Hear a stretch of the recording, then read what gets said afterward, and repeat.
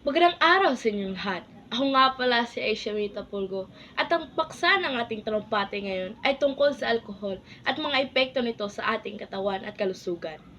Alam naman nating lahat na ang alkohol ay parang isang droga na karaniwang iniinom sa ating lipunan, lalong-lalo na sa mga kabataan.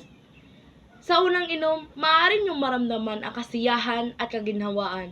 Ngunit, ang hindi alam ng lahat ay meron itong malalang epekto sa ating katawan, lalong-lalo na sa ating isipan. Ang panandaliang epekto ng alkohol sa ating katawan ay maaaring magdulot ng hindi malinaw na pananalita, pagsusuka, pagkahilo, o sakit ng ulo.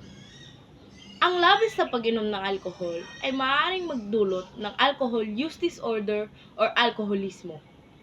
Ang mga taong mayroong alkoholismo ay patuloy pa rin umiinom ng alkohol kahit alam naman nila na ito ay nagdudulot ng problema ng kanilang buhay, isipan o katawan. Kapag inabuso ang alkohol ay maaaring magdulot ito ng pangmatagalang epekto sa katawan ng isang tao. Isa sa mga epekto ng alkohol ay ang pagtaas ng presyon ng dugo.